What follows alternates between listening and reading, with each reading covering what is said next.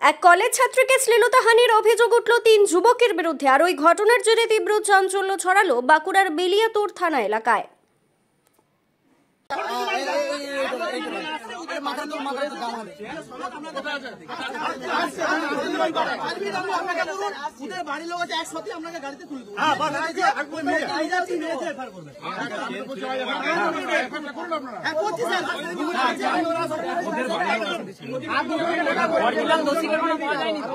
ওই কলেজ ছাত্রের তরফে দাবি করা হয়েছে, সোমবার বিকেলে গ্রাম সংলগ্ন নদীর ধারে জেঠিমার সাথে হাঁটতে যাওয়ার সময় মোটর বাইকে চেপে আসা 3 যুবক তাকে উত্ত্যক্ত করতে থাকে।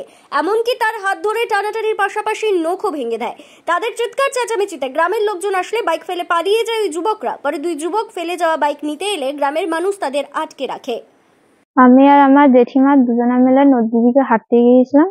তো হাঁটার পথে মাঝখানে ক্লাব আর নদীর মাঝখানে 3টে ছেলে মিলে একটা গাড়িতে এসে আমাকে আটকিয়ে আমার ফোন নাম্বার চাই।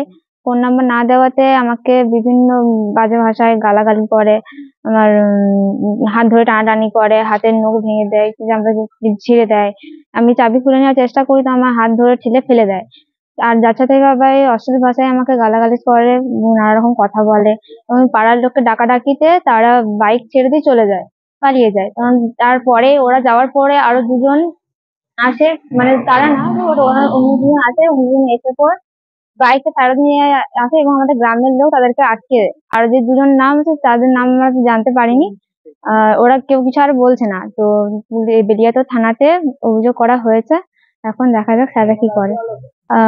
নাগাদ বিকেল 5টা ওরকম করে, তার 40-50 মিনিট পর বাকি 2জন ছেলে আসে, এসে নিয়ে যায়, গাড়িটাকে নিয়ে যাওয়ার জন্য আসে। তো আমাদের গ্রামের লোকরা তারা আটকায়। আতঙ্কে, শুধু আমি না, আমাদের গোটা গ্রামটা আতঙ্কে আছে। হঠাৎ করে ঘটনা, হঠাৎ এইভাবে তো কোনোদিন হয় না। নিজের পাড়াতে, নিজের দিনের বেলা এভাবে হবে বুঝতে পারিনি।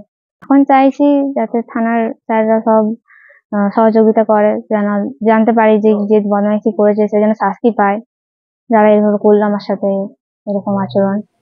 এটাই। পরে খবর পেয়ে গ্রামে পুলিশ গেলে তাদের ঘিরে বিক্ষোভ দেখাতে আসে গ্রামবাসীরা। দুষ্কৃতীদের দ্রুত গ্রেপ্তার ও শাস্তির দাবিতেও তারা সরব হন। দাবি পূরণ না হলে বৃহত্তর আন্দোলনের হুঁশিয়ারি দিয়েছেন ওই গ্রামের মানুষ। ব্যুরো রিপোর্ট, দক্ষিণ বাঁকুড়া দর্পণ, বেলিয়াতোড়।